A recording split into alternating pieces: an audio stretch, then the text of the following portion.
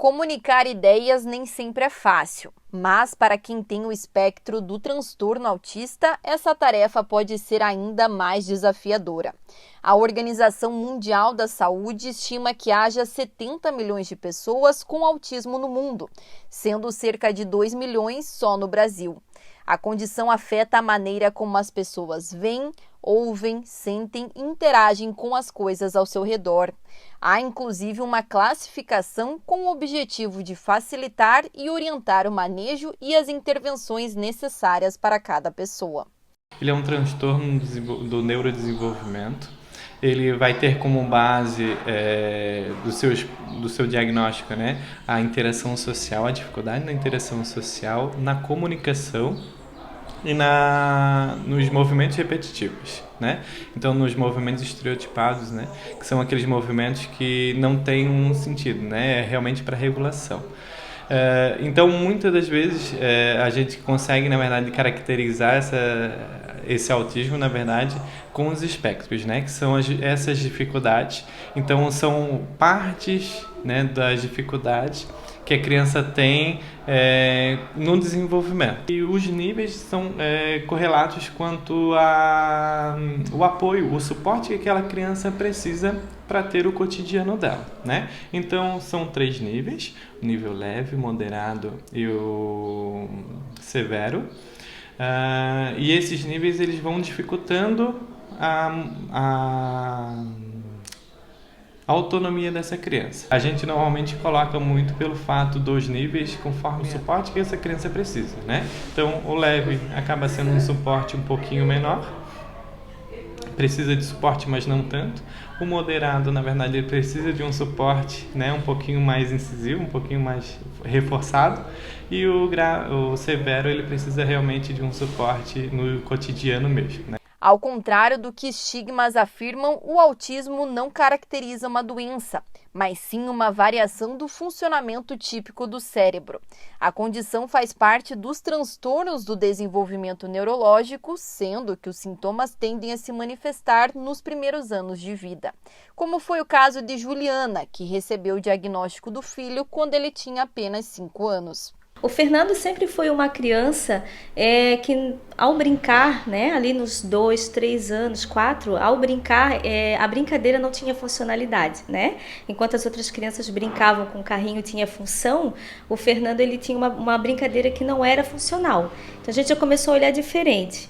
E depois ele começou a terceirizar a comunicação dele. Então não é eu quero água, o Fernando quer água. Então ele pegava na minha mão, na mão do pai, para levar até o objeto que ele queria. Então, esses detalhes começou a acionar um sinal de alerta que até então a gente achava que podia ser natural da criança nessa fase de desenvolvimento, né? Então, na escola, a professora teve essa delicadeza de observar mais ainda profundamente no comportamento dele com as outras crianças, que realmente ele tinha traços de autismo. Então, com 5 anos ele foi diagnosticado de autismo leve, né? E com algumas dificuldades aí na comunicação e interação social. Então, nós conseguimos esse diagnóstico e começamos aí a nossa jornada, né? Como eu já trabalho na educação especial, eu trabalhava com as crianças maiores, né? E a gente tem esse olhar mais para as crianças maiores. Eu sempre falo, né? A gente olha para criança que já a gente consegue observar o comportamento e isso é mais óbvio. Mas na educação infantil, 3, 4 anos, que é onde a gente precisa preconizar o diagnóstico precoce, isso passa despercebido porque até então tudo parece normal, tudo é um desenvolvimento da criança. Então a gente não tem aquele olhar criterioso do diagnóstico do autismo no meio de crianças brincando. Então esse olhar diferenciado é que faz com que a gente consiga o diagnóstico precoce. Receber um diagnóstico de autismo pode causar diversas reações e sentimentos nos pais. E para poder proporcionar esse acolhimento e suporte, foi criada a AMA de Navegantes, que também surgiu de um diagnóstico que o filho da fundadora recebeu. Desde quando eu recebi o diagnóstico do Tiago, né? E quantas dificuldades a gente teve em realmente buscar um caminho no que seguir e para onde seguir com o atendimento para o Tiago, né? E daí nasceu essa vontade enorme, né? E essa necessidade no nosso município de Navegantes em ter uma AMA. Foi aí onde me reuni com muitas mães para que a gente realmente, no mesmo objetivo, pudesse oferecer para outras famílias o mesmo acolhimento que recebem aqui na AMA Navegantes, né? Então, desde a fundação, a gente pensa, né, nessa acolhida, a gente pensa em receber as famílias e realmente dizer, né, que por mais que naquele momento não esteja tudo bem, mas se realmente, né, tiver um bom trabalho da família, dos profissionais, do atendimento, da escola, do suporte familiar, há sim uma probabilidade de dar tudo certo. Eu acho que toda família passa pelo mesmo baque. E agora? Por onde eu vou? Por onde começar, né? E a gente volta para casa com aquele diagnóstico na mão e a gente não sabe por onde começar, o que fazer, como fazer. A necessidade que a gente tem nesse momento é acolhimento. A gente quer ser acolhido. A gente quer um grupo, a gente quer alguém que diz, olha, calma, eu tô aqui, eu sei o que tu tá passando, eu sei como a gente começar, vem cá que eu vou te dar a rota. E a gente encontrou isso no AMA, né? Diferentemente do que acontece em outras síndromes e transtornos, o autismo não acarreta características físicas. Em algumas pessoas pode ser até imperceptível para quem vê de fora, mas por dentro elas não têm dúvida.